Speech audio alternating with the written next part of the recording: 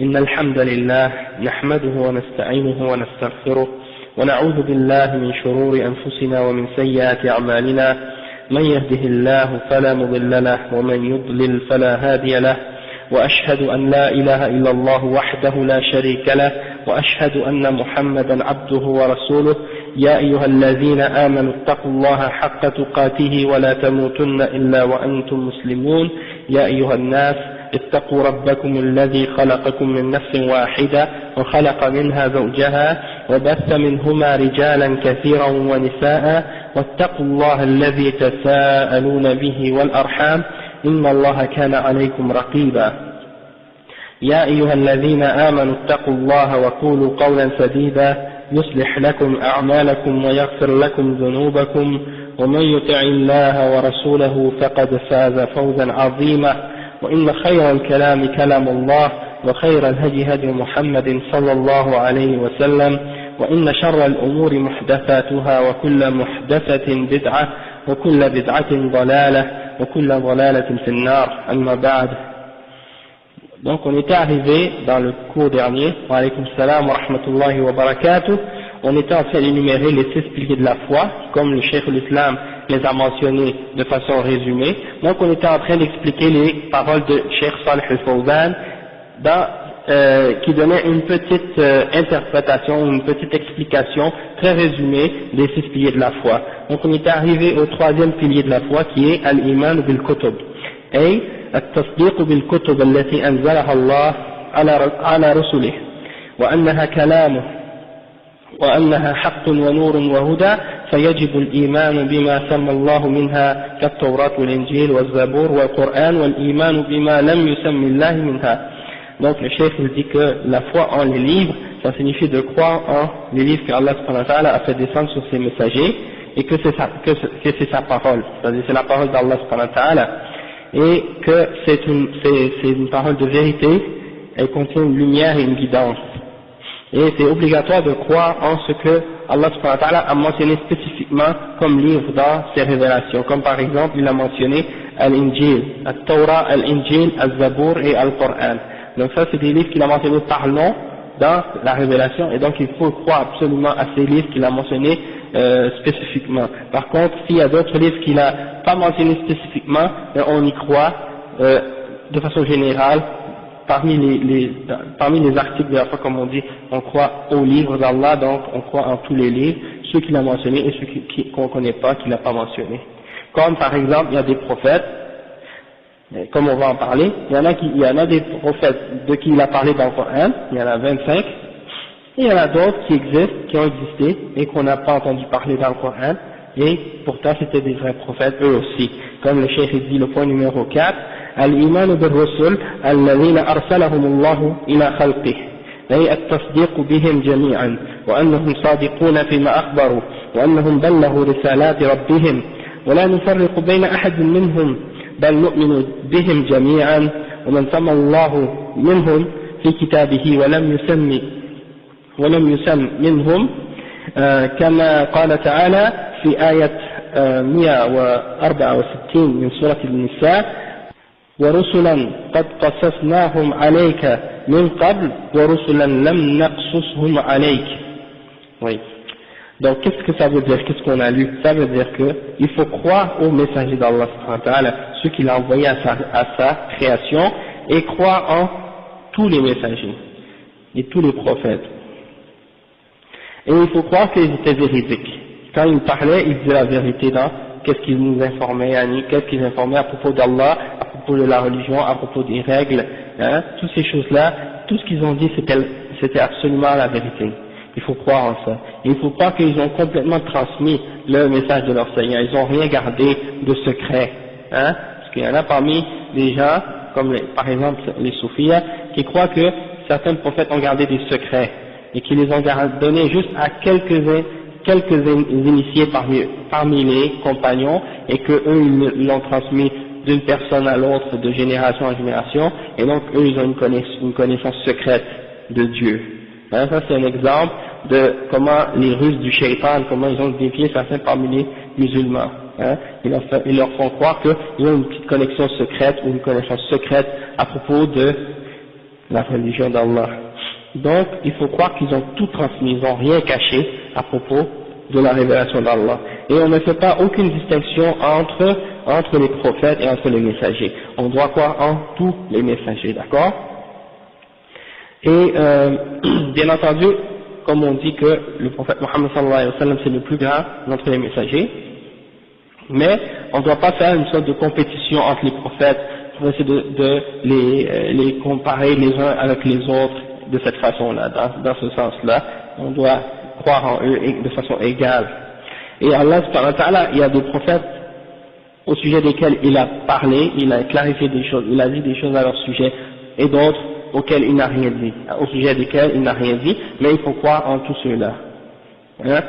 Et il a dit par exemple dans Surah An-Nisa, le verset 164, et il y a des messagers au sujet desquels on t'a raconté leurs histoires, et d'autres messagers avant au sujet desquels on n'a t'a rien raconté. Et ça, bien entendu, ça s'adresse au prophète Mohammed sallallahu alayhi wa sallam et à sa umma. Donc il y a des prophètes qu'on connaît, des messagers qu'on connaît, d'autres qu'on ne connaît pas.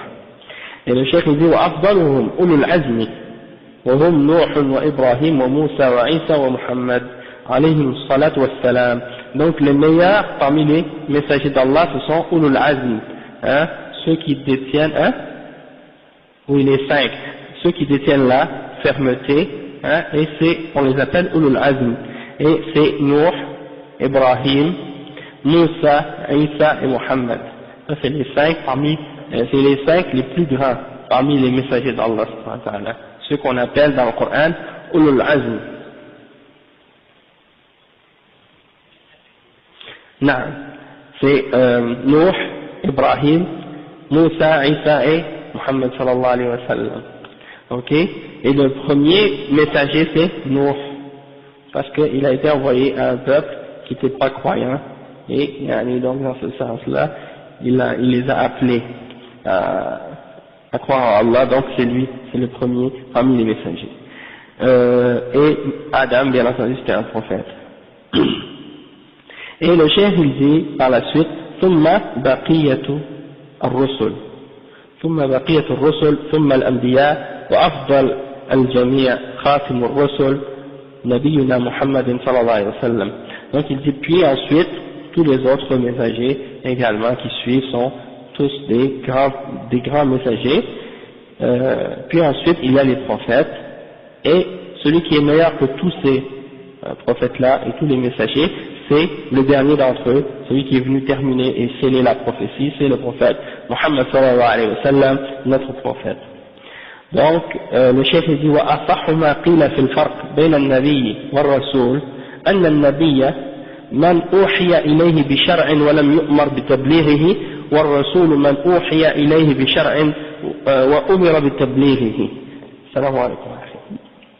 Il dit que le messager, non, il dit que qu'est-ce qui est plus authentique ou qu'est-ce qui est plus vrai d'après ce qui a été de ce qui a été mentionné au sujet de la distinction entre un prophète et un messager, c'est que le prophète c'est celui à qui, ou c'est celui qui a reçu une révélation, hein, qui a reçu une législation, une révélation, la révélation d'une législation si tu veux, et qui a été commandé de la transmettre aux autres, et il dit que le messager lui, c'est celui qui a reçu une révélation et qui a été commandé ou ordonné de la transmettre. Donc lui, selon le cheikh Al-Fawzan, qu'est-ce qu'il dit? C'est que le prophète, celui qui a reçu une révélation mais qui n'a pas été ordonné de la transmettre, et le messager, c'est celui qui a reçu une révélation mais qui n'a pas été ordonné, mais qui a été ordonné de la transmettre. Ouais, et comme j'avais dit la dernière fois, j'ai écouté le dars de Cheikh Obeid al-Jabiri, et il expliquait que il répondait justement à cette définition, ou à cette distinction-là entre le prophète et le messager, la distinction entre le prophète et le messager. Et il disait que c'est pas vrai de dire qu'il y a un prophète qui a reçu une révélation, puis qu'on lui a demandé de rester dans la maison, chez lui, avec cette révélation-là. D'accord? Donc tous les prophètes, même les prophètes doivent appeler à à suivre la vérité, à suivre le tawhid, etc. Donc c'est pas, donc selon qu'est-ce que le Cheikh Obeid expliquait, cette définition-là est pas correcte. Puis en même temps, j'ai fait une petite recherche, j'ai trouvé un texte, une recherche écrite par le Mufti de l'Arabie Saoudite actuelle, je pense que c'est Cheikh Abdulaziz Al-Sheikh, si je ne me trompe pas, c'est ça son nom. Ouais. Et puis il a ramené beaucoup plus d'opinions différentes au sujet de la distinction entre le prophète et le messager, puis il semblerait qu'il y a plus que deux opinions là-dessus. Sauf que d'après les opinions que j'ai entendues, que j'ai lues, d'après ce que j'ai lu, qu'est-ce que le cheikh a expliqué, il semble qu'il y avait deux définitions qui ressortaient plus et qui semblaient être plus claires. Une, c'était que le prophète, c'est celui qui est envoyé à un peuple qui est déjà croyant, à un prophète qui est venu au préalable, donc il est envoyé à un peuple croyant déjà, tandis que le messager, c'était celui qui était envoyé à un peuple non croyant, et qui devait appeler à la foi. Donc ça c'était une des explications. Puis l'autre explication, c'est celle que je vous avais donnée la dernière fois, c'est le messager, c'est celui qui a reçu une nouvelle révélation, une nouvelle charia, puis qui est ordonné de la transmettre. Tandis que le prophète, c'est celui qui appelle les gens en se basant sur une révélation d'un prophète précédent à lui-même. Il n'y a même pas une nouvelle révélation, il fait juste réaffirmer et confirmer la révélation d'un prophète précédent. Donc ça c'est une autre position également. Et moi je crois que celle-là est plus convaincante, c'est celle que Cheikh Obeid al-Jabiri a expliqué dans l'explication qu'il a donnée de Al-Usul al-Thalatha. Wallahu a'lam. Nabiyan. Parce qu'il n'a pas été envoyé avec une nouvelle il n'a pas été envoyé à un peuple non croyant. Ses enfants c'était tous des croyants. Puis toutes les descendants de Adam étaient tous sur le tawhid jusqu'à le peuple de Nuh. C'est uniquement à l'époque de Nuh que le shirk est apparu, puis que les gens ont commencé à prendre des intermédiaires, des intercesseurs, des statues entre eux pour adorer Allah ou pour se rapprocher à Allah. Ils prenaient ces idoles-là, donc c'est comme ça que le shirk est apparu. Donc c'est juste un point en passant, mais sachez que il y a plus de détails encore à cette question-là, mais c'était juste pour vous donner une distinction. Sauf qu'il y a une chose qu'il faut comprendre, c'est que tout messager est un prophète, mais pas tout prophète est un messager. D'accord? Donc ça c'est très important.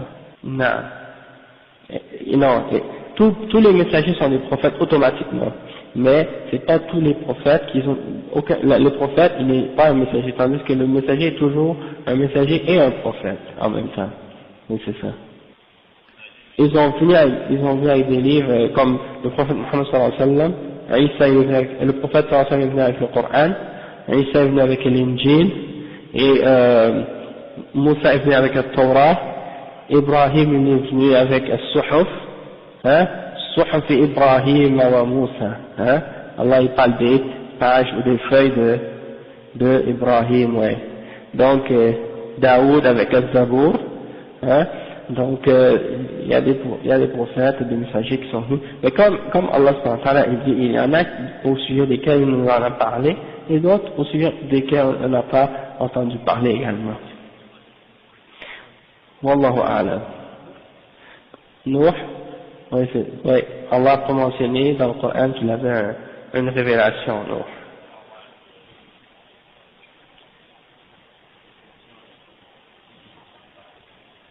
Non, Isa, il revient en tant que, en fait, il revient en tant qu'un être humain.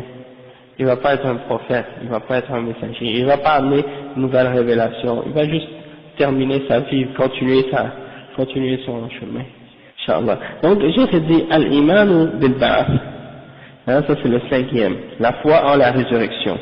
Il dit, وهو التصديق بإخراج الموتى من قبورهم أحياء يوم القيامة لفصل القضاء بينهم ومجازاتهم بأعمالهم على الصفة التي بينها الله في كتابه وبينها الرسول صلى الله عليه وسلم في سنته.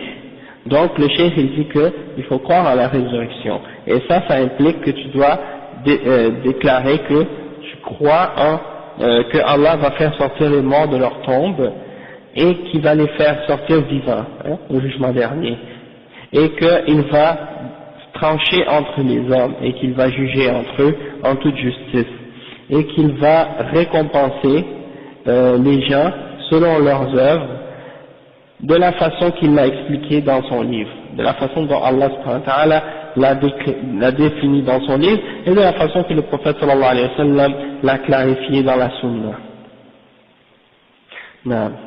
Après, le sixième point, il dit al-iman bil qadari khayrihi wa sharrihi wa huwa at-tasdiq bi anna Allah subhanahu alima maqadir al-ashya wa azmanaha قبل وجودها ثم كتبها في اللوح المحفوظ ثم أوجدها بقدرته ومشيئته في مواعيدها المقدرة، فكل محدث من خير أو شر فهو صادر على علمه وتقديره ومشيئته وإرادته ما شاء كان وما لم يشاء لم يكن.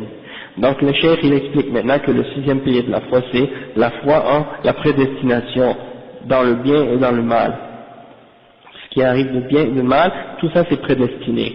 Et le cheikh il dit que ça signifie que tu dois croire que Allah subhanahu wa ta'ala était au courant de tout ce qui se passe, tout ce qui a été prédestiné, tout ce qui arrive c'était prédestiné, il l'a su avant même que ce soit créé, et avant même que ça existe. Allah savait tout ce qui allait arriver avant même que ça soit créé et avant même que ça existe. Et tu dois croire que ensuite il a écrit ça. Qu'est-ce qu'il savait de ces événements-là et de ces choses-là? Il l'a écrit dans les tablettes préservées qu'on appelle al-lawh al-mahfouz, d'accord? Et que c'est lui qui les a par la suite déterminés et qui les a voulus. Il les a créés, selon sa volonté. Il n'y a rien dans ce qui existe et dans ce qui a été prédestiné qui sort de sa volonté. Et lorsque l'événement se produit au moment spécifique et précis où l'événement se produit, il se produit uniquement par la volonté d'Allah subhanahu wa ta'ala. Donc tout nouvel événement qui se produit, que ce soit positif ou négatif, bien ou mal, alors ça vient par sa connaissance, par sa détermination, qu'est-ce qu'il a prédestiné, par sa volonté, et ce qu'il veut, c'est ce qui est, et ce qu'il ne veut pas, n'est pas. Ma sha Allahu kan, wa ma lam yasha lam yakun. Ça c'est les principes. Et puis on peut résumer ça en 4 points qui facilitent la mémorisation, qui sont clairs, que les ulama ont déterminé comme étant les 4 conditions pour la foi en al-qada ou al-qadar. Isa, c'est quoi? Naam. Il a écrit, ouais, le vouloir.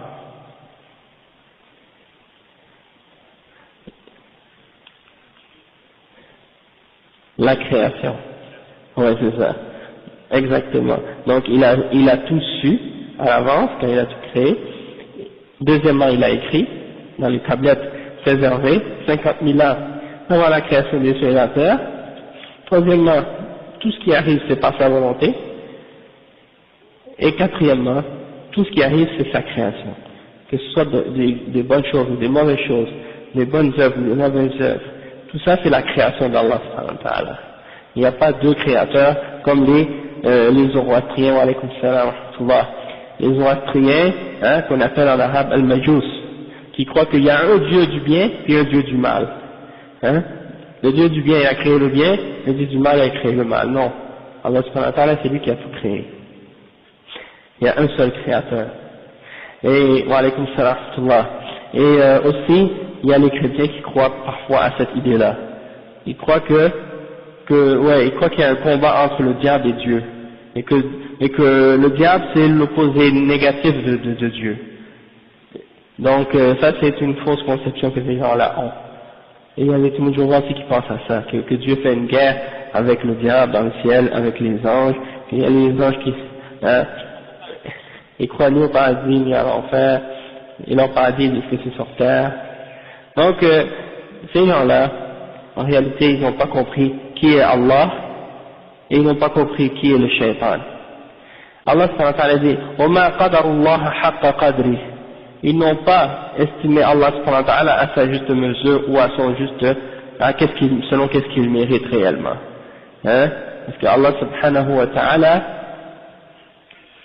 il est plus grand que tout. Et Iblis, Shaitan, la'anahullah, c'est une des plus misérables parmi les créatures qu'il a créées. Hein? Si Allah voulait, en une seconde, il le fait disparaître, il n'existe plus. Mais, par sa sagesse, il a voulu lui donner un délai jusqu'au jugement dernier, et ça fait partie des tests que Allah subhanahu wa ta'ala a établis pour les êtres humains, dans le but de les tester. Parce que si Iblis n'existait pas, si le shaitan n'existait pas, alors, dans ce cas-là, il n'y aurait pas d'épreuve pour l'être humain. Et donc, tout ça, ça fait partie du plan de la sagesse divine. Hein, et Allah subhanahu wa ta'ala, il fait ça dans un but qui est à la fin qui est bon. Donc même si, on va en revenir de toute façon à la question de Qadar, plus tard, ça fait partie des sujets dont on va traiter dans le livre du Cheikh. Donc on ne va pas s'attarder trop longtemps, mais c'est juste pour savoir ce point-là. Et on n'a pas le droit de poser la question quand on parle de la prédestination d'Allah subhanahu wa ta'ala, on n'a pas le droit de demander à Allah subhanahu wa ta'ala pourquoi tu as fait ça. Hein? Si quelqu'un, par exemple, quelqu'un est décédé dans sa famille, il n'a pas le droit de demander à Allah pourquoi tu l'as fait mourir, ou bien pourquoi tu m'as créé de telle façon, pourquoi je suis infirme, ou pourquoi je suis malade, ou pourquoi j'ai ci, ou pourquoi j'ai ça. Ça, c'est une chose qui est interdite de poser pour un mu'min, pour un croyant. D'accord? Donc ça, il faut se soumettre et croire en la sagesse infinie d'Allah subhanahu wa ta'ala. Donc le chef dit هذا شرح مجمل لأصول الإيمان وسيأتي إن شاء الله شرحها مفصلا. Donc ça c'est un résumé global des articles de la foi et Inch'Allah on va l'expliquer de façon plus détaillée plus tard Inch'Allah. Donc le chef il continue, Cheikh al-Islam Ibn Taymiyyah il dit ومن الإيمان بالله الإيمان بما وصف به نفسه في كتابه ووصف به رسوله محمد صلى الله عليه وسلم من غير تحريف ولا تعطيل ومن غير تكييف ولا تمثيل. Donc le cheikh il explique maintenant, après avoir expliqué de façon résumée les 6 piliers de la foi, maintenant il va expliquer le premier pilier de la foi, c'est-à-dire la foi en Allah subhanahu wa ta'ala. Qu'est-ce que ça signifie dans l'islam? Hein? Parce que on a expliqué tous ces piliers-là, mais sachez que le plus important de tous les piliers, c'est le premier, la foi en Allah subhanahu wa ta'ala. Et c'est pas suffisant juste de dire je crois que Dieu existe et qu'il est unique pour dire que tu es un croyant. Parce que si tu dis ça de cette façon-là, eh bien c'est comme si tu ne fais pas de distinction entre toi et les mouchriquines du temps du prophète sallallahu alayhi wa sallam. Parce que les temps mouchriquines, au temps du prophète Muhammad sallallahu alayhi wa sallam, ils disaient eux aussi que Allah existe et qu'il est un seul Dieu. Hein? Mais ils ont eu d'autres mauvaises conceptions au sujet d'Allah qui les ont fait tomber dans le shirk. Et c'est ça qu'on va expliquer aujourd'hui. Inch'Allah. Donc le chef dit que la foi en Allah subhanahu wa ta'ala, c'est de croire en Allah tel qu'il s'est décrit lui-même dans son livre. Et croire en Allah tel que son messager, Muhammad sallallahu alayhi wa sallam, l'a décrit dans la sunna. Donc ça c'est fondamental. La façon comment tu dois comprendre et comment tu dois connaître Allah subhanahu wa ta'ala, c'est selon qu'est-ce qu'il t'a révélé, soit dans le Coran, soit dans la Sunna. Voilà comment tu dois, de quelle source et de quelle base tu dois tirer ta connaissance à propos d'Allah subhanahu wa ta'ala. Par la suite, le chef il spécifie, il donne les règles, il va donner les règles qui vont faire en sorte que tu ne vas pas dévier au sujet de la foi en Allah si tu les respectes. C'est 4 règles que tu dois suivre pour pas dévier dans ce sujet-là, c'est-à-dire des attributs et comment connaître Allah subhanahu wa ta'ala. La première, le chef dit min ghayri tahrif, sans faire de tahrif. Tahrif, c'est-à-dire de déformer le sens des attributs. Le deuxième, c'est at-ta'til, c'est une forme de négation des attributs d'Allah. Chacun de ces termes-là, on va les détailler, on va les expliquer en détail, parce que le chef il va les expliquer. Le troisième, c'est takyif. Tu ne dois pas faire de takyif. Qu'est-ce que ça veut dire, takyif? Ça veut dire que tu demandes comment est Allah, comment sont ses attributs. Ça c'est haram. Tu n'as pas le droit de poser la question au sujet de... C'est naam, bid'a. C'est bid'a, et toute bid'a c'est haram. C'est haram de faire des bid'a, donc c'est haram de poser la question comment est Allah subhanahu wa ta'ala. Ça on va le voir aussi. Et dernièrement, wala tamthil. Tu ne dois pas faire de tamthil. Qu'est-ce que ça signifie tamthil? C'est de comparaison, hein, d'analogie, des comparaisons avec Allah subhanahu wa ta'ala, entre Allah et sa création. Tu essaies de les comparer. Allah est comme telle chose de sa création. Et on va le détailler, on va donner des exemples détaillés de ça. Cheikh dit الشرح بعد ذكر المصنف رحمه الله الأصول التي يجب الإيمان بها مجملة شرع يذكرها على سبيل التفصيل وبدأ بالأصل الأول وهو الإيمان بالله فذكر أنه يدخل في الإيمان بصفاته التي وصف به نفسه بها في كتابه أو وصف بها رسوله في سنته وذلك بأن نثبتها له كما جاءت في الكتاب والسنة بألفاظها ومعانيها من غير تحريف لألفاظها ولا تعطيل لمعانيها ولا تشبيه لما لها بصفات المخلوقين وأن نعتمد في إثباتها على الكتاب والسنة فقط لا نتجاوز القرآن والحديث لأنها توقيفية. Donc ça c'est un résumé de qu'est-ce qui va venir, c'est que le chef dit que l'auteur, Ibn Taymiyyah, rahimahullah, il a mentionné les bases et les fondements sur lesquels on doit, ou sur lesquels c'est obligatoire de se baser pour avoir la foi. Et il les a décrits de façon générale et maintenant il va commencer à les mentionner de façon détaillée et spécifique. Et il a commencé par la première base, c'est-à-dire la foi en Allah subhanahu wa ta'ala.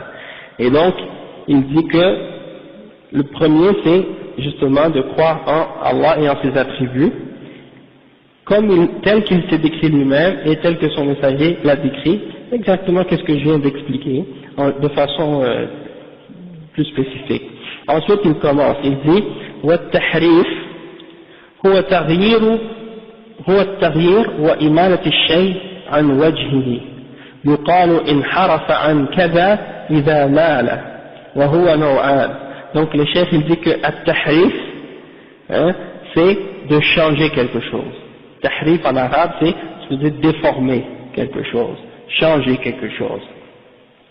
Et c'est que tu prends une chose puis tu la déformes pour le faire apparaître différemment ou d'une autre façon.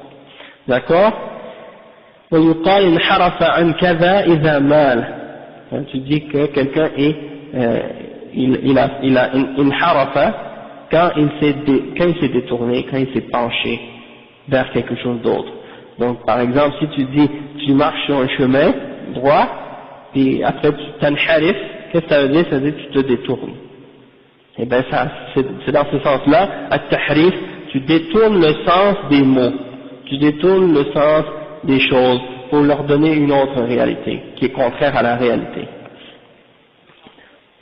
Ouais. Le chef il dit que c'est de deux catégories. Et donc il va donner un exemple de chacune d'entre ces deux catégories-là. Il dit النوع الأول تحريف اللفظ والنوع الثاني tahrif al-ma'na. La première forme de tahrif, c'est de faire le tahrif, de déformer le mot lui-même. Tu changes le mot directement. Ça c'est la première forme de tahrif. La deuxième forme de tahrif, c'est de changer ou de déformer le sens du mot. D'accord? Donc ça c'est les deux formes. Maintenant on va expliquer en détail un et l'autre. Le chef dit النوع الأول تحريف اللفظ وهو العدول به عن وجهه إلى غيرها إما بزيادة كلمة أو حرف أو نقصانه أو تغيير حركة كقول أهل الضلالة في قوله تعالى الرحمن على العرش استوى أي استولى فزادوا في الآية حرفا وكقولهم في قوله تعالى وجاء ربك أي وجاء أمر ربك فزادوا كلمة وكقولهم في قوله تعالى وكلم الله موسى تكليما بنصب لفظ الجلالة c'est-à-dire je vais l'expliquer après فغيروا الحركة الإعرابية من الرفع إلى النصب je vais l'expliquer quand je vais le dire en français, je vais donner l'explication pour que vous compreniez, Inch'Allah. Le cheikh il dit que, donc, le tahrif du mot, le tahrif la déformation du mot, c'est de le faire sortir de son sens réel vers un autre sens, soit en rajoutant un mot, ou une lettre, ou en changeant, ou en enlevant quelque chose dans le mot. Tu rajoutes une lettre, t'enlèves une lettre, ou bien tu rajoutes un mot dans le verset ou t'enlèves un mot, ou bien tu changes haraka. Haraka, dans la langue arabe, vous savez qu'il y a les fatha, kasra et dhamma que tu mets à la fin de chaque mot, et selon la place du mot dans la phrase, elle a un rôle particulier. Et selon ce rôle-là, il va avoir une différente haraka. Soit que ce sera un fatha, une kasra ou un dhamma. Si c'est le sujet, il va avoir une dhamma. Si c'est l'objet, il va avoir une fatha, etc. Donc, si tu joues avec les harakat des fois, tu peux changer tout le sens d'une phrase au complet, juste en jouant avec une fatha ou une dhamma. C'est pour ça que c'est très subtil et très dangereux, il faut faire très attention avec ces choses-là. Donc juste pour je vais vous donner un exemple, après vous allez voir. Donc le cheikh il donne un exemple, il dit, comme par exemple parmi les gens de l'égarement, il y en a qui ont pris le verset par exemple dans lequel Allah subhanahu wa ta'ala dit Ar-Rahmanu ala al-arsh istawa, de tous mes miséricordieux s'est élevé au-delà de son trône. Eux qu'est-ce qu'ils ont dit? Ils ont rajouté dans le mot istawa, ils ont rajouté une lettre, la lettre lam. Donc au lieu de dire istawa, ils disent istawla. Ils rajoutent le lam. Au lieu de dire istawa, ils disent istawla. Non, ils l'ajoutent pas réellement, mais c'est souvent entendu, c'est dans leur tafsir. Quand ils font le tafsir, quand ils font l'interprétation, ils le disent istawla. Ma'na istawa, ils disent istawla. C'est-à-dire, le mot en arabe istawa, qu'est-ce que ça signifie? L'imam al-Bukhari, dans son sahih, quand vous regardez dans Kitab al-Tawhid, le chapitre wa kana arshuhu ala al-ma, il cite les paroles de Mujahid et Ibn Abbas, et il dit que ils ont expliqué, ils ont dit que ce mot-là signifie ala wartafa'a. Donc istawa, ça veut dire en arabe ala wartafa'a. Et si vous regardez les livres des ulama de la langue arabe comme Abu Ubaida et d'autres, eh ben ils ont tous dit que c'est ça dans la langue arabe la signification de istawa. Alors eux qu'est-ce qu'ils font? Ils changent la signification, parce que istawa, ça veut dire, quand j'ai dit ala wartafa'a, ça veut dire s'élever et monter au-dessus de quelque chose. C'est ça que ça veut dire istawa en arabe. Eux ils disent non, ça veut pas dire istawa, ça veut pas dire ala wartafa'a, ça veut dire istawla, c'est-à-dire de prendre le pouvoir de quelque chose, de conquérir quelque chose. C'est ça que ça veut dire pour eux. Ça a le sens de pouvoir et de conquête, de conquérir.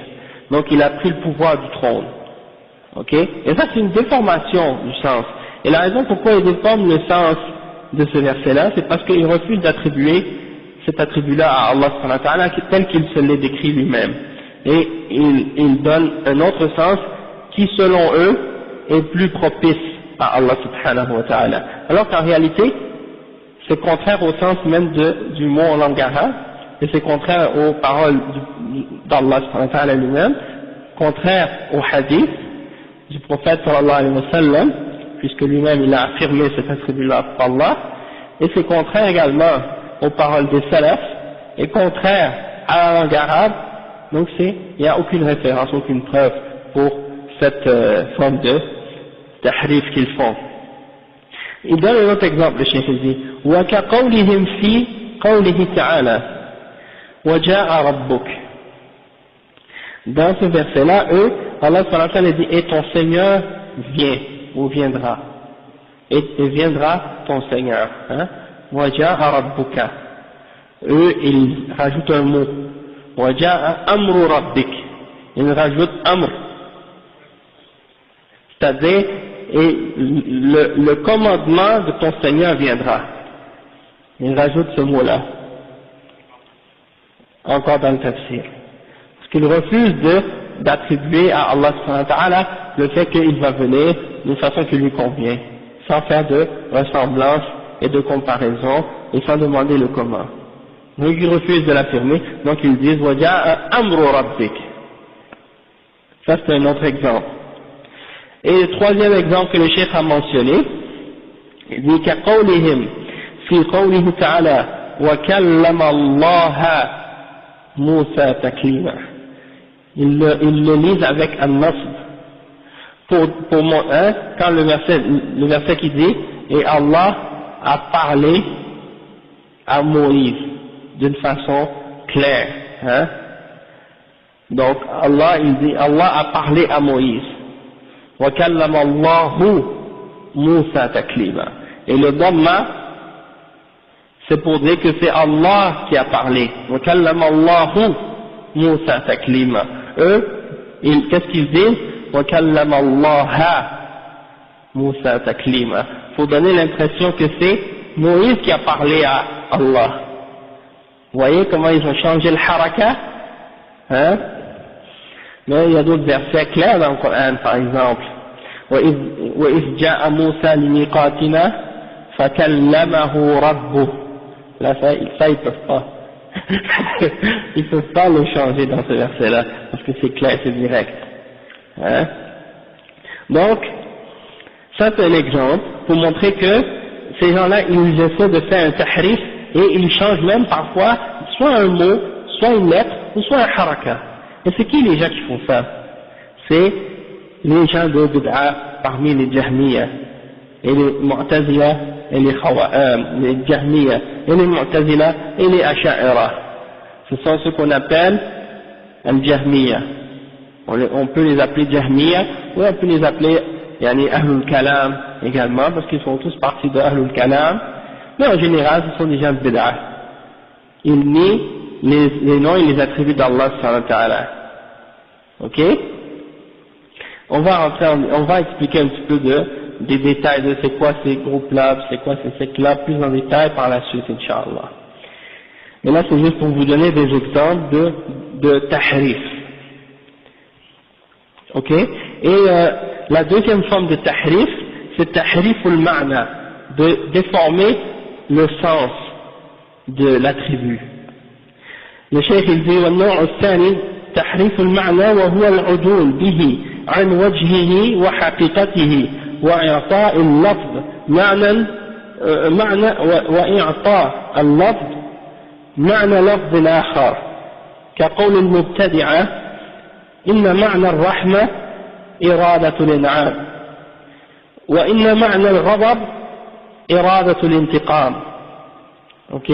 Donc le cheikh il dit que le tahrif ou la déformation du sens, c'est de changer ou de donner un autre sens à la réalité d'un mot. Comme si tu prends un mot, puis tu lui donnes la définition d'un autre mot. Ok? Comme par exemple, les gens de Bédar. Quand Allah subhanahu wa ta'ala dit qu'il est Ar-Rahman, Ar-Rahim, et qu'il a l'attribut de Ar-Rahma, il est le tout miséricordieux, le très miséricordieux, et qu'il donne la miséricorde, ils refusent d'affirmer que Allah a la miséricorde. Ils disent que la miséricorde, Ar-Rahma, c'est d'avoir la volonté de faire une grâce à quelqu'un. Et ils refusent de dire que Allah subhanahu wa ta'ala yaghdab, parce qu'on dit que Allah subhanahu wa ta'ala, parmi ses attributs, c'est qu'il se met en colère contre certaines de ses créatures. Comme par exemple contre les juifs, Allah dit al-maghdubi alayhim, les juifs ce sont ceux contre qui Allah est en colère. Et wa ghadiba Allahu alayhim wa la'anahum wa a'adda lahum jahannam. Allah subhanahu wa ta'ala il dit que il est en colère contre eux, les a maudits et des choses de ce genre, et ils refusent de dire que Allah se met en colère. Donc ils font le tahrif de ça, et ils disent que la colère, pour Allah, ça veut dire avoir la volonté de se venger. Iradatul intiqam. Donc tous les attributs, en dehors des attributs, des 7 attributs soi-disant rationnels qu'ils affirment, ils disent que les autres, ça s'interprète par la volonté. Bon, tu vois, c'est des exemples, je vais t'expliquer. C'est que ces gens-là, ils s'enfuient d'une chose pour tomber dans la même erreur en réalité. Comme par exemple, ils disent que on peut pas appliquer on peut pas attribuer à Allah subhanahu wa ta'ala la miséricorde, parce que ils prennent la définition de la miséricorde chez les créatures, et ils disent que la miséricorde c'est d'avoir de la faiblesse ou de la sympathie pour une autre créature, puis ça implique que tu as des sentiments dans ton cœur, puis des choses de ce genre. Donc si tu appliques ça à Allah, ça s'applique pas à lui, parce que tu lui attribues des attributs de la création, donc il faut le nier. D'accord? Ou bien la colère également, ils disent bon, la colère c'est quand le sang bouille dans tes veines, et donc si tu attribues ça à Allah, c'est une imperfection, parce que tu peux pas attribuer ça à Allah subhanahu wa ta'ala. Et beaucoup, les ulama, quand ils répondent à ces gens-là, ils leur disent par exemple, oui mais vous attribuez à Allah subhanahu wa ta'ala la volonté, et la volonté c'est d'avoir un penchant dans ton cœur vers une chose quelconque, et donc ça aussi, si vous, selon ce que vous dites, si vous êtes capable de nier la colère, et de nier l'amour, et de nier la miséricorde, et de nier la vue, et de nier, il nie pas la vue, mais juste pour vous donner des exemples, si vous niez ces choses-là, alors vous devez aussi nier la vue et l'ouïe, et la volonté, et tous ces autres attributs-là. Ok? Parce que je pense qu'il faut absolument que je fasse l'introduction pour vous faire comprendre un petit peu c'est qui ces gens-là, pour que vous soyez vraiment, que vous compreniez vraiment de qu'est-ce qu'on parle et de qui on parle. D'accord? Donc on va faire une petite introduction, parenthèse là, pour que vous sachiez exactement de qu'est-ce qu'on parle. Premièrement, la position du prophète Mohammed sallallahu alayhi wa sallam et des sahaba, c'est qu'ils affirment les attributs d'Allah subhanahu wa ta'ala et ses noms tels qu'ils sont dans le Coran et dans la Sunna, comme le cheikh de l'islam Ibn Taymiyyah l'a dit, sans faire de tahrif, sans faire de ta'til, sans faire de takyif, sans faire de tamthil. Ça c'est les règles, on va les expliquer. Mais il y a des gens qui sont venus par la suite, qui ont été influencés par des philosophies, comme les philosophes grecs. Ils ont étudié avec eux, et à partir de ces philosophies-là, ils ont commencé à essayer de douter à certaines choses au sujet de Allah subhanahu wa ta'ala, et de vouloir interpréter le Coran et la Sunna en se basant sur la philosophie grecque. Alors, ils ont commencé à dire qu'il ne faut pas parler de Dieu en des termes humains, qui correspondent à des termes tels qu'ils sont utilisés chez les êtres humains, parce que si tu utilises ces termes-là, ça implique que tu fais ressembler Dieu à sa création. Et de faire ressembler Dieu à sa création, c'est kufr, c'est la mécréance. Donc, il faut pas le décrire par aucun terme. Sauf qu'ils sont tombés en contradiction avec le Coran et la Sunna, parce que dans le Coran et la Sunna, il y a des attributs qui sont mentionnés au sujet d'Allah subhanahu wa ta'ala, qui sont des termes et des attributs qui ressemblent aux termes qui sont utilisés pour les créatures. Mais la ressemblance qu'il y a entre les deux est uniquement en apparence, parce qu'en réalité, c'est deux choses différentes. Il n'y a pas de ressemblance entre les attributs du créateur et les attributs de la créature. Juste pour vous donner quelques exemples. Quand on dit que Allah subhanahu wa ta'ala c'est toute chose, il a l'attribut de la connaissance ou du savoir. D'accord? Est-ce que les êtres humains eux aussi n'ont pas l'attribut de la connaissance et du savoir? Oui. Les êtres humains ont une connaissance, ils ont du savoir également.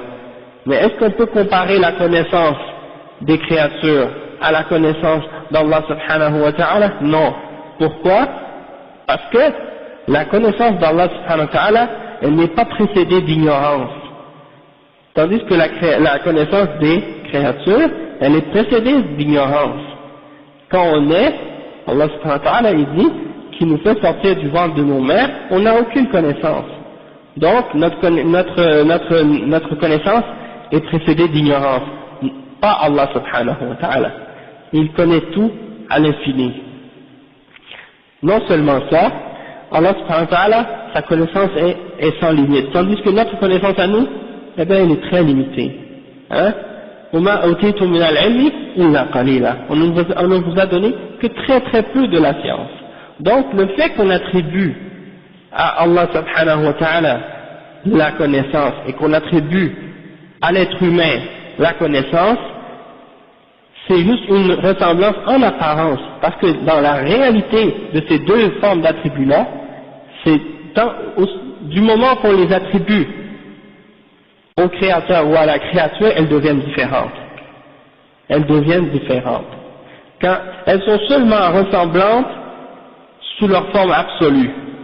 Quand tu dis le savoir, sans l'attribuer à personne. Le savoir, quand tu l'attribues à personne, tu peux dire qu'il y a une ressemblance dans le sens que tu ne peux pas le distinguer. Mais du moment que tu dis le savoir du créateur et que tu dis le savoir de la créature, automatiquement ça se sépare, ça se divise. La même chose on peut dire au sujet de la vue. Allah subhanahu wa ta'ala, il a l'attribut de al-basar, il voit, il est le voyant, d'accord? Et l'être humain et les animaux ont également l'attribut de al-basar, hein? Mais par contre, par exemple, je vais juste vous donner un exemple. La vue de l'être humain et la vue de l'aigle, est-ce qu'on peut le comparer les deux? La vue d'un aigle est beaucoup plus perçante et précise que la vue d'un être humain. Oui, le degré de vision et la hauteur à laquelle il peut être très à une hauteur très élevée dans le ciel, et puis voir sa proie, une petite souris, sur la terre, et il la voit, il plonge et il l'attrape. L'être humain, non. Il y a d'autres animaux également qui voient des choses dans d'autres, les chauves-souris, ils envoient un sorte de une onde, et ça revient sur eux, puis ils savent à quelle distance est l'obstacle ou le mur ou des choses de ce genre, ils voient de cette façon-là. Puis il y a les oreilles qui captent comme des radars, comme le frère a dit, puis il y a d'autres animaux qui voient dans d'autres spectres de la lumière. Vous voyez, comme nous on voit dans un certain spectre, tandis que eux ils voient à d'autres niveaux. Et donc ça c'est une différence même entre les créatures. Même entre deux humains, on voit pas tous la même façon. Hein? Il y a êtres humains qui ont une vision qui est plus performante, plus précise. Non, barakallahu fik, il n'y a pas de problème, jazakallahu khairan. Il y a des êtres humains qui ont, comme moi, qui ont besoin de lunettes pour voir de loin, puis il y en a d'autres qui ont une bonne vue. Bon, mais ça c'est juste pour vous donner un exemple que s'il y a ces différences-là entre les êtres humains et entre les créatures, eh bien imaginez les différences qui existent entre la vue du créateur et la vue des créatures, il n'y a aucune comparaison à faire. Il n'y a aucune comparaison possible à faire entre les attributs du créateur et les attributs de la créature. Allah subhanahu wa ta'ala, sa vision est parfaite et infinie, il voit tout, hein? Donc c'est incomparable. La même chose peut être dit à propos de lui. Il y a des animaux qui entendent des sons, nous on n'est même pas capable de les entendre. Tu les vois courir, tu te demandes pourquoi. Puis quelques minutes après, tu vois qu'il y avait un grand problème, quelque chose qui arrivait, un gros orage ou une grosse tempête ou un feu ou quelque chose, et là tu comprends après qu'est-ce qui se passe, ou des choses de ce genre. Donc, alors l'ouïe d'Allah et l'ouïe des êtres humains, c'est deux choses différentes et il n'y a pas de comparaison. La même chose pour les autres attributs, c'est la même chose. Hein? Donc, quand on a compris ça, on a su déjà en partant comment on peut répondre à ces gens-là.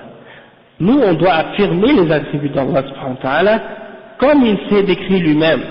Et Allah subhanahu wa ta'ala, il nous a donné un verset qui clarifie ça spécifiquement et il dit لَيْسَ كَمِثْلِهِ شَيْءٌ وَهُوَ السَّمِيعُ الْبَصِيرُ. Il n'y a rien qui lui ressemble. Et il est celui qui entend, hein, As-Sami' et Al-Basir. C'est lui qui voit. Donc tu dois affirmer les attributs et il n'y a rien qui ressemble à Allah dans ses attributs, ni dans ses noms, ni dans ses attributs. Donc, et là ça c'est clair. Le musulman, le sunni, il entend les versets qui parlent d'Allah, il n'y a jamais une ressemblance dans sa tête ou une idée de ressemblance qui peut venir à son esprit. Parce qu'il sait tout de suite que c'est impossible qu'il y ait une ressemblance quelconque. Je vous donne un exemple aussi encore. Une patte d'éléphant et une patte de lapin. Est-ce que c'est les deux la même patte? Il y a une différence. L'éléphant a une patte d'éléphant, le lapin a une patte de lapin. Chacun a sa patte. Hein? Donc, il ne faut pas essayer de faire des comparaisons entre la patte d'une créature puis la patte d'une autre. Si c'est le cas, ça c'est des choses qu'on connaît. Alors, imaginez des choses qu'on ne connaît pas, c'est-à-dire Allah subhanahu wa ta'ala. Quand il nous informe de ses attributs, comme quand il nous dit qu'il a une main, il ne faut pas essayer de penser que sa main est semblable à la main de ses créatures. Quand il nous dit qu'il a deux yeux, il ne faut pas essayer de voir puis penser comme, il a les yeux comme les créatures, comme les animaux ou comme les êtres humains. Non, il n'y a pas de ressemblance. Et même si on essaie de les imaginer, on n'est pas capable de les imaginer, parce qu'il n'y a rien qui lui ressemble. Quand il dit qu'il vient, ou quand il dit qu'il s'élève au-dessus de son trône, ou quand il dit qu'il descend au dernier des cieux, dans le dernier tiers de la nuit, pour demander qui va me demander pour que je lui réponde, il ne faut pas essayer d'imaginer comment il fait ça. Et il ne faut pas essayer d'imaginer non plus comment sont ses attributs et des choses de ce genre. Donc, une fois qu'on a compris ces principes-là, eh bien par la suite c'est très facile pour nous de comprendre comment répondre à ces gens-là qui ont été influencés par ces philosophies qui sont étrangères à l'islam et qui essaient de nier les noms et les attributs d'Allah subhanahu wa ta'ala. Attends juste un instant. Comme par exemple, là maintenant on a compris ce point-là, et puis non, c'est comme maintenant ils ont commencé à dire par exemple il faut pas attribuer ces attributs-là, il faut uniquement se baser sur la logique. C'est des gens qui prétendent vouloir se baser sur la logique. Parce que les premiers qui sont apparus, c'est les Jahmiya. Jahmiya, il suivait un homme qui s'appelait Jahm ibn Safwan. Et à l'époque où il est apparu, il a commencé à nier que Allah subhanahu wa ta'ala parle. Et à nier que Allah subhanahu wa ta'ala a pris Ibrahim comme son Khalil. Et il niait des attributs et des noms d'Allah subhanahu wa ta'ala de cette façon-là. Il niait Al-Qadar. Et il y a beaucoup d'autres principes fondamentaux de la religion de l'islam.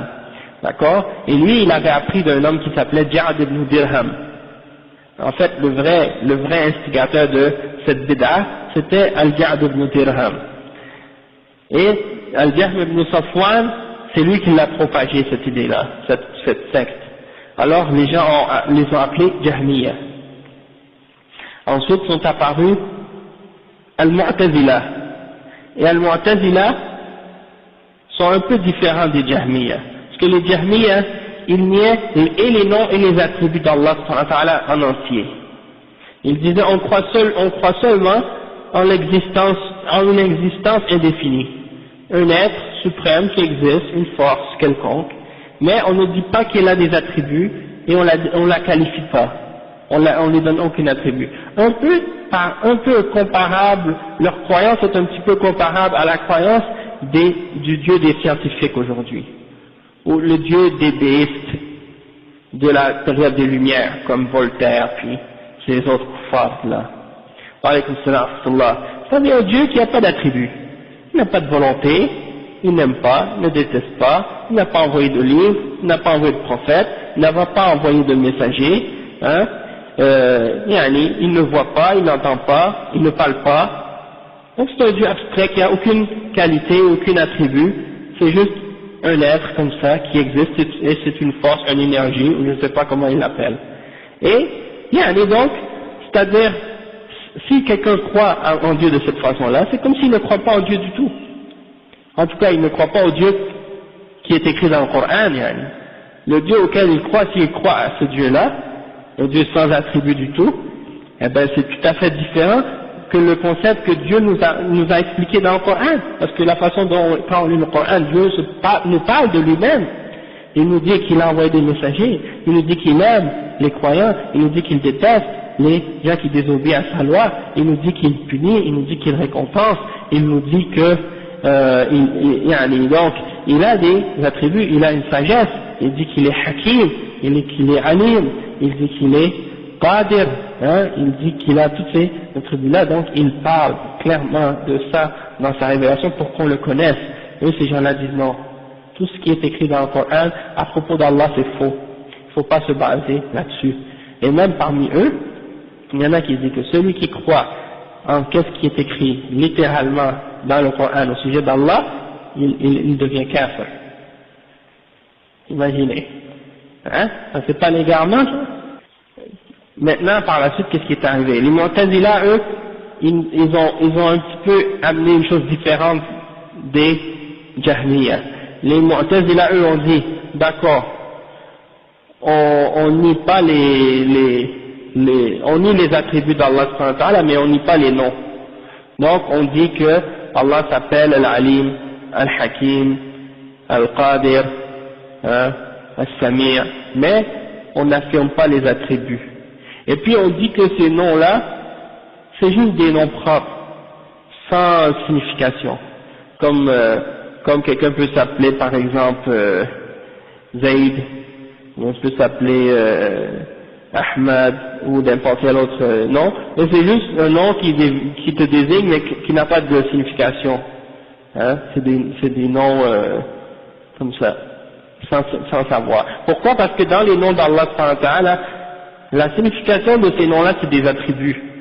Quand tu dis que Allah est Al-Alim, ça veut dire qu'il a le ilm, qui est celui qui possède le ilm. Eux, ils disent il est Alim bidun ilm. Il est Alim, il est savant, le savant, mais il n'a pas de science. Il n'a pas de savoir. Il est Hakim bidun hikma. Il est Hakim, mais il n'a pas de hikma. Il est Basir bidun basar. Donc c'est ça, donc ils affirment le nom mais ils nient la signification, ils nient l'attribut. D'accord? Mais les ulama de Ahl Sunnah wal Jama'a, ils ont tous déclaré que les Jahmiya sont des kuffars. Ils ont tous déclaré que les Jahmiya sont des kuffars. En ce qui concerne les Mu'tazila, ils n'ont pas dit que ce sont des kuffars, parce qu'ils ont dit ces gens-là, ils affirment les noms. Et l'affirmation des noms implique l'affirmation des attributs. Donc, dans ce sens-là, ils ne les ont pas déclarés complètement kuffars ou en dehors de l'islam. Wa alaykum salam wa rahmatullah. Mais par la suite est venu un autre groupe, parmi des gens qu'on appelle Ahlul Kalam. Et ces gens-là, qu'est-ce qu'ils ont fait? Ils ont essayé de chercher un chemin intermédiaire, un chemin qui satisfait, soi-disant, les gens de Ahlul Sunnah, et un chemin et en même temps qui satisfait les gens de Bid'ah. Hein? Donc, qu'est-ce qu'ils ont fait? Ils ont inventé une voie intermédiaire de leur propre tête pour essayer de corriger cette Bid'ah. Et comme les ulama ont dit, ils ont essayé de réfuter une Bid'ah par une Bid'ah. Et ces gens-là, c'est qui? C'est Al-Asha'ira ou Al-Maturidiyya, ça c'est deux parmi ces groupes-là qui font partie de ces gens de Bid'ah qui ont dévié au sujet des noms et des attributs d'Allah subhanahu wa ta'ala. Donc, qu'est-ce qu'ils ont fait? Ils ont attribué à Allah subhanahu wa ta'ala, ils ont dit on va pas nier les noms, on affirme les noms. Puis les attributs, on va affirmer uniquement celles qui peuvent être prouvées par la raison. Pour être capable d'argumenter avec les Mu'tazila, il faut utiliser la logique, parce que eux ils croient pas au texte. Ils se réfèrent pas au hadith. Et ils ne se basent pas directement sur le Coran comme étant une preuve directe. Donc on va se baser avec eux sur la logique. Donc on va affirmer juste des attributs qui peuvent être supportés par la logique selon eux. Donc ils ont dit on va affirmer 7. Al-Hayat, la vie, Al-Ilm, la connaissance, Al-Qudra, la capacité, Al-Hikmah, la sagesse, Al-Sam', l'ouïe, Al-Basar, la vue, et Al-Kalam, la parole. Ouais. Mais la parole d'Allah, il dit que c'est pas le mot qui est la parole d'Allah, c'est uniquement la signification. Comme dans le Coran, quand il parle du Coran, il dit c'est pas les mots dans le Coran qui sont la parole d'Allah, c'est la signification de ces mots-là qui est réellement la parole d'Allah. Mais les mots qu'on récite, nous, ça c'est créé. C'est juste le sens qui n'est pas créé. En tout cas, on va revenir là-dessus plus tard. Ça c'est un exemple comment ils ont dévié. Donc c'est des gens qui ont essayé de suivre une voie intermédiaire. Et une des raisons pourquoi ils ont suivi cette voie intermédiaire et qu'ils ont dévié dans ça, c'est parce que, à cause, premièrement, comme Cheikh al-Islam ibn Taymiyyah a expliqué, c'est qu'ils avaient une connaissance faible au sujet des hadiths et des athars des salaf, au sujet de la croyance en Allah subhanahu wa ta'ala. Donc ça c'était une des premières bases ou des premières raisons pour lesquelles ils ont dévié. Ok? Parce que le fondateur de ce groupe-là s'appelle Abu al-Hassan al-Ash'ari. Et lui, Abu al-Hassan al-Ash'ari, il a été 40 ans dans la secte des Mu'tazila. Et le mari de sa mère, qui s'appelait Al-Jaba'i, c'était le top des Mu'tazila de son époque. Donc il a étudié avec son beau-père pendant 40 ans. Imaginez qu'un homme reste 40 ans dans une secte, et qu'après 40 ans il sort de cette secte. Et même s'il comprend qu'il y a des idées fausses dans cette secte-là, qu'il veut revenir à la vérité, c'est certain qu'il va y avoir encore quelques petites notions, quelques petites séquelles qui restent encore dans sa tête. Surtout si sa connaissance est un petit peu faible en ce qui concerne les athars et les hadiths. Donc, il est revenu, il a dit ça y est, je quitte les Mu'tazila, il est venu ouvertement sur le même bord de la mosquée et il a dit je quitte la voie des Mu'tazila et j'accepte la voie de Ahlus Sunnah wal Jama'a, excepté qu'il ne connaît pas comme il faut la voie de Ahlus Sunnah wal Jama'a. Donc qu'est-ce qui est arrivé?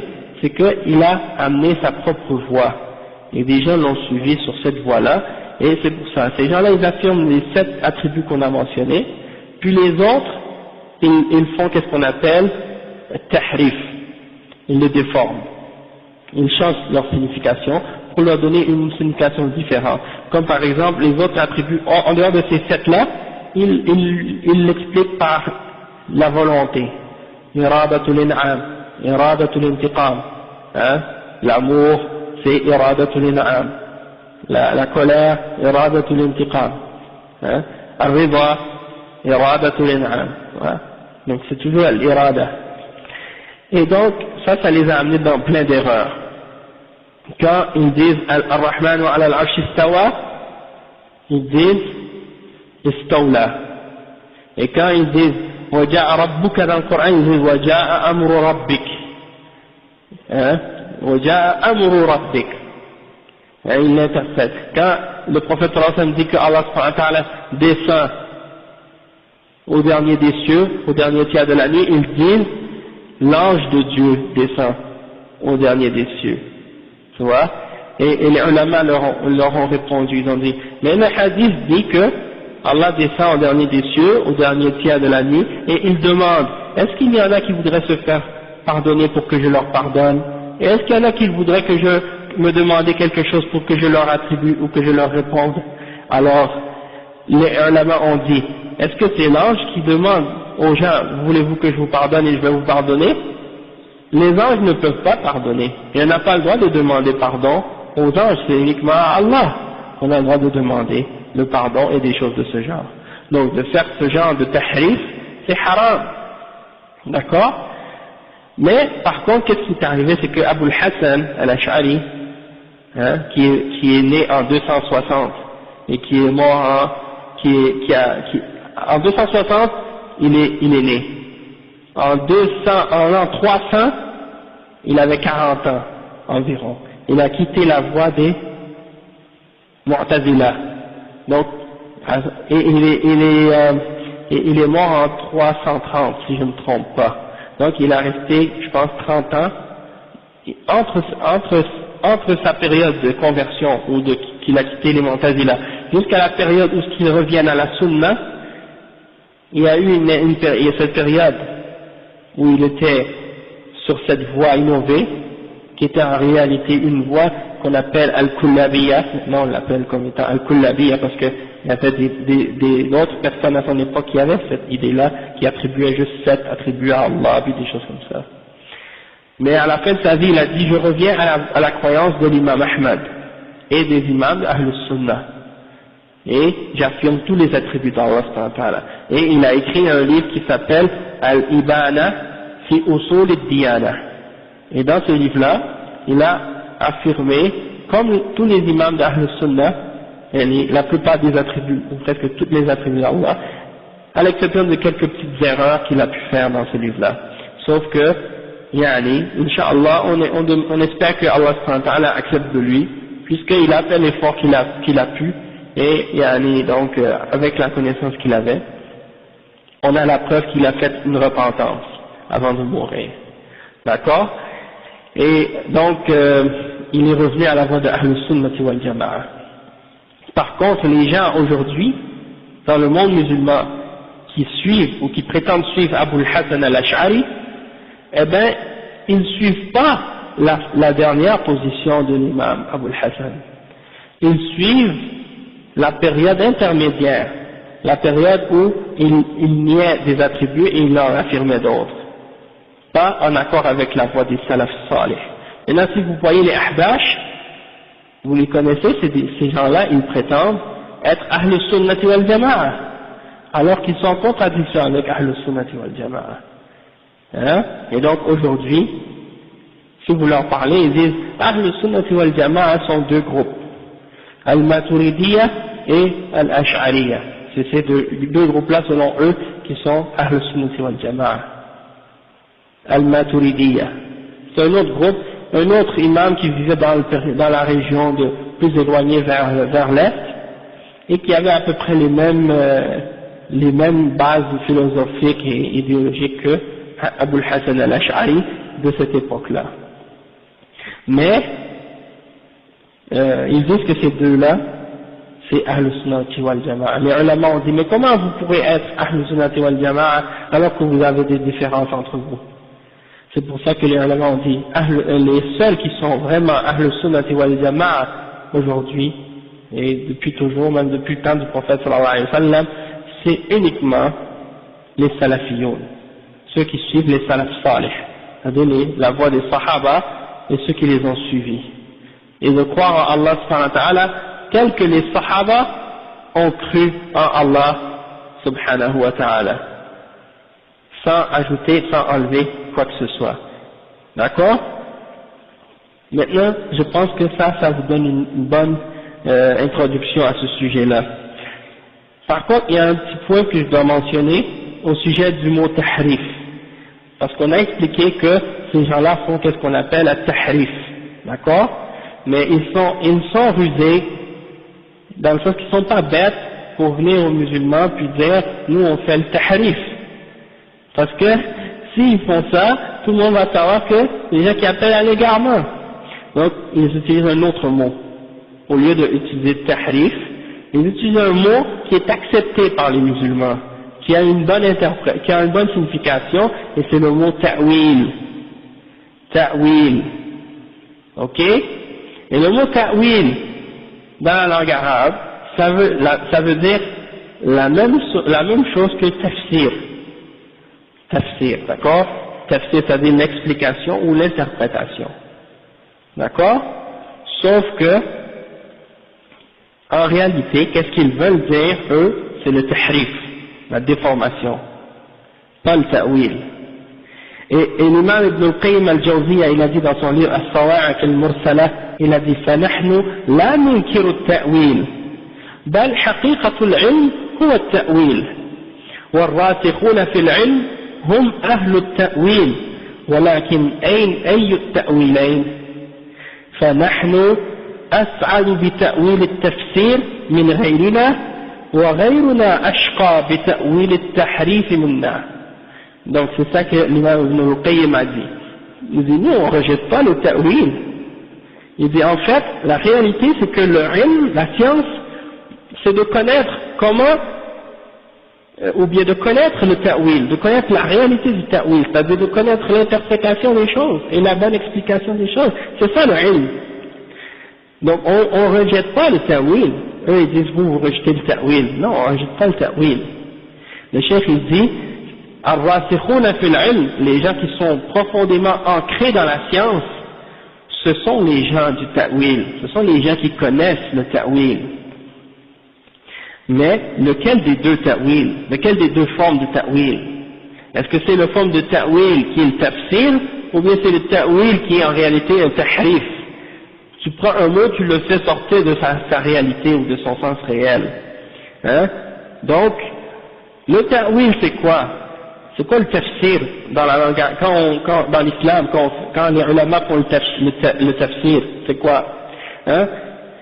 Si vous retournez par exemple au livre de l'imam al-Tabari, il a un livre de tafsir, et quand il donne l'interprétation d'un verset, il dit قال أهل التأويل قال أهل التأويل كذا في هذه الآية.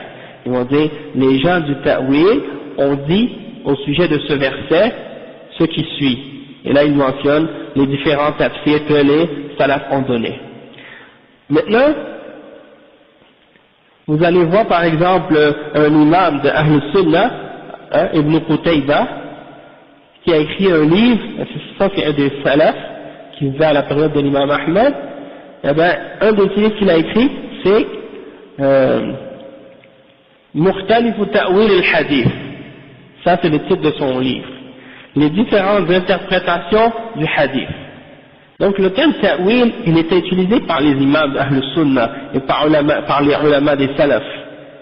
Naam, ils étaient utilisés au temps de l'imam al-Tabari, au temps de l'imam Ahmad, Ibn Qutayba. Ils utilisaient ce terme ta'wil, c'était accepté. Le problème, c'est quoi? C'est que ça n'a pas du tout, la façon dont ces imams-là utilisaient le terme ta'wil, c'est pas du tout de la même façon que les gens, que ces gens-là de Bid'a l'ont utilisé eux. Parce que le ta'wil, pour les ulama de Ahl Sunnah, c'est que tu prends un verset, ou un terme, ou un hadith qui n'est pas clair, qui n'est pas spécifique, et tu le ramènes à un autre verset qui l'explique, ou à un autre hadith qui l'explique, hein, comme par exemple s'il y a un verset dans le Coran qui à un certain endroit il n'a pas été clarifié, ce verset là il a été mentionné mais il n'est pas clair, tu retournes à un autre endroit dans le Coran et tu trouves que la chose dont Allah a parlé d'une façon générale dans un endroit particulier, il a été expliqué en détail dans un autre verset. Donc, ça c'est, les ulama, eux, ils connaissent le Coran, ils connaissent la Sunna, ils savent comment ramener un verset à un autre pour le rendre clair.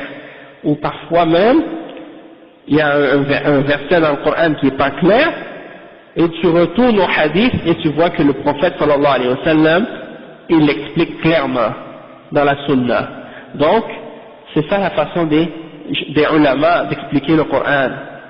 Ils ramènent le Coran, ils interprètent le Coran par le Coran.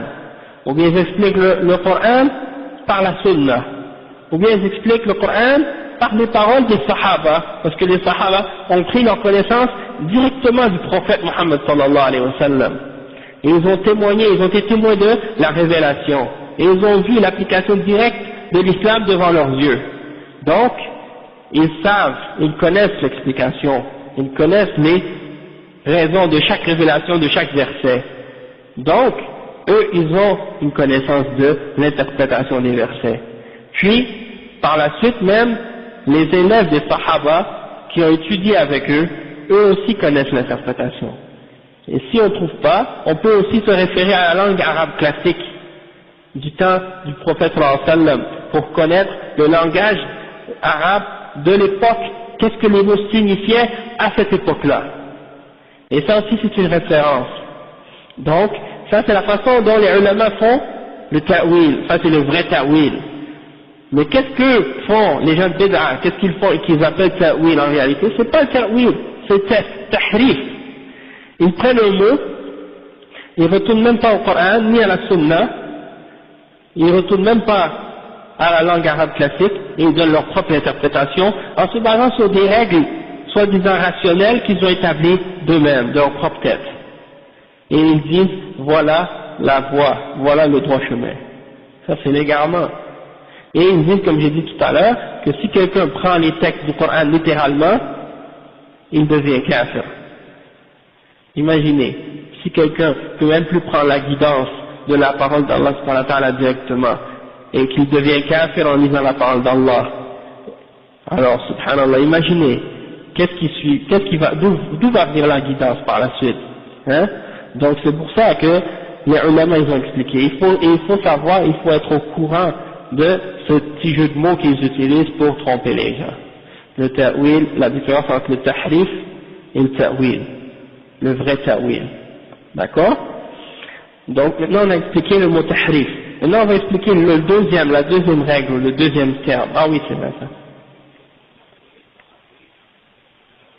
Oui.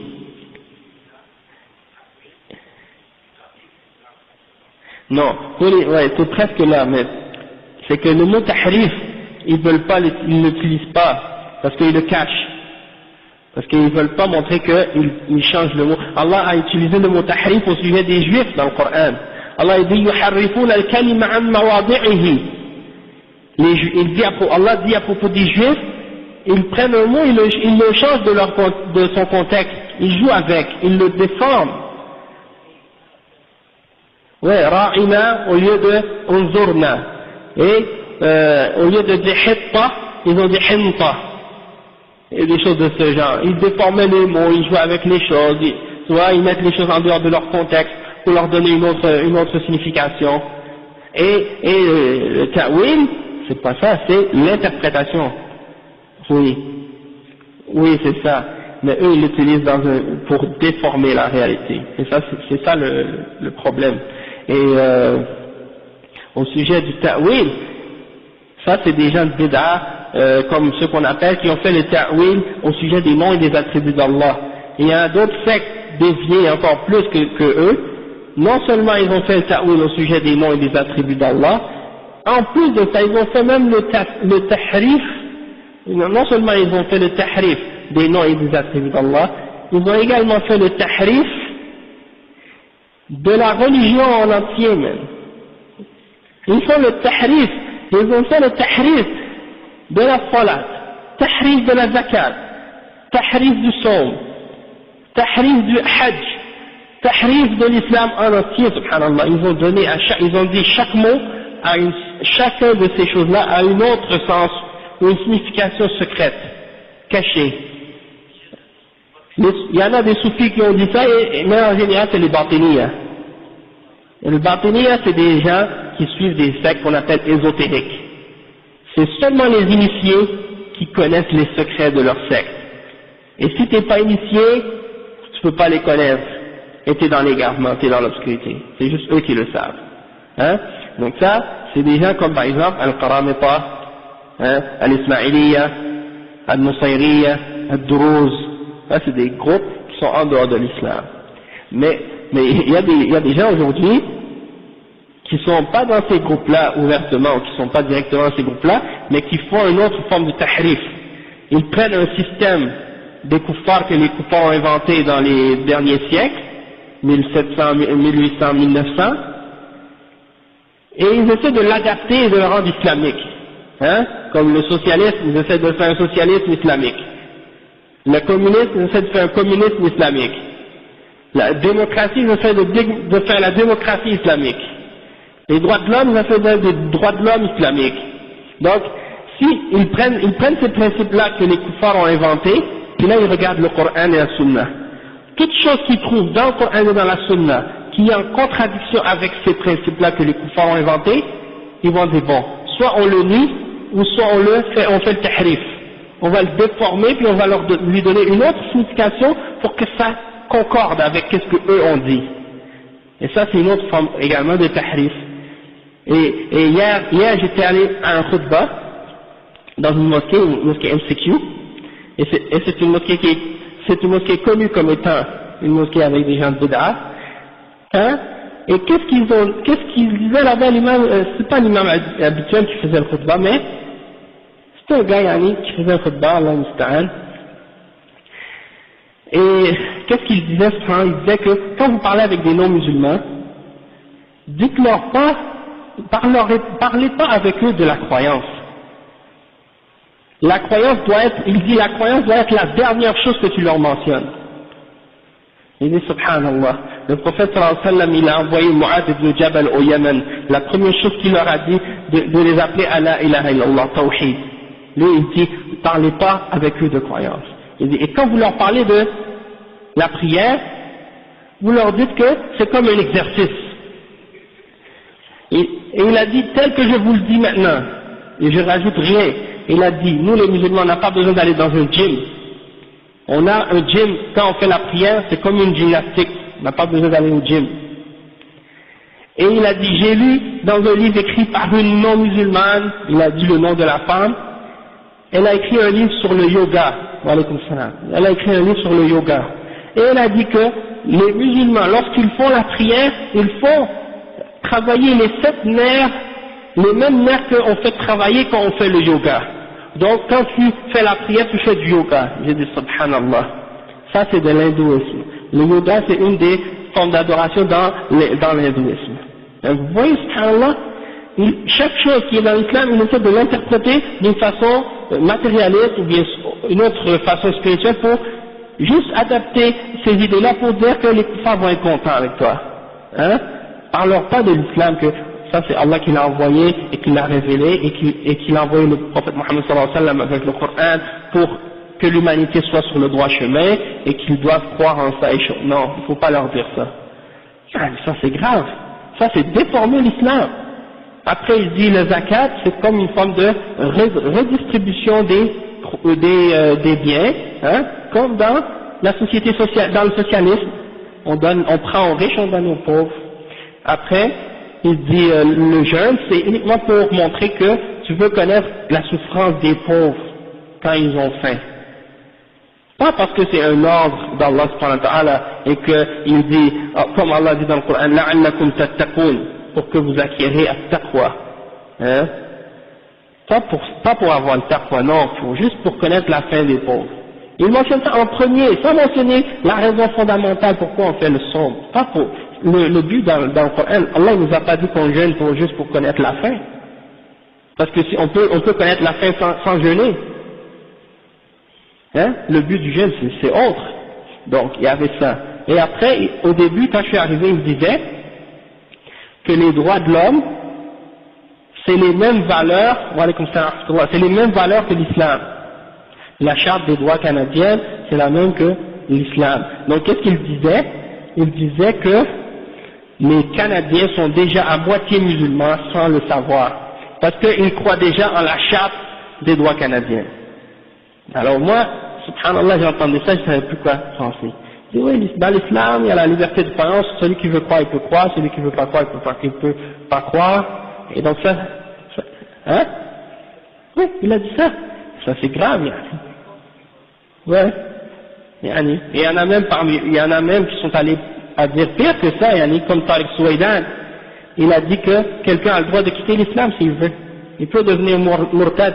Et il dit que s'il devient murtad, il n'y a pas de punition pour lui. Non, Tariq Souaidan qui a dit ça, mais peut-être Tariq Ramadan aussi. C'est tout le même manhaj, ces gens-là. Après, qu'est-ce qu'il disait? Il disait que, donc, les Canadiens, ils disent, sont déjà à moitié musulmans parce qu'ils croient à la charte des droits des libertés, et donc, c'est les mêmes valeurs. Alors moi, après le khutbah, je suis allé le voir, je lui ai dit, mon frère, tu dis que c'est les mêmes valeurs, eux, ils disent dans les droits de l'homme qu'un homme peut devenir homosexuel. Est-ce que ça, c'est les mêmes valeurs que l'islam? Hein? Et là, il a dit, non, mais c'est pas ça ce que je voulais dire et tout. Il dit, mais tu t'adresses à des musulmans, il y en a qui connaissent pas bien, tu les mets dans l'erreur. Tu risques de les faire tomber dans l'égarement. Tu t'adresses pas de cette façon devant les musulmans comme ça. Puis là, après, il citait Victor Hugo, puis Lamartine, puis il citait toutes sortes de trucs. Donc, c'est juste pour vous donner des exemples de comment des gens peuvent faire le tahrif. Non seulement des noms et des attributs d'Allah, mais ils peuvent également faire le tahrif de la religion en entier. Et dans le but de quoi? Dans le but de satisfaire les idées et les convictions des kuffars. Donc, je pense qu'aujourd'hui, on va s'arrêter ici. Ou bien il nous reste encore 5 minutes. Hein? Baqiya waqt. طيب أخي. Donc on va s'arrêter ici et on va continuer. Non.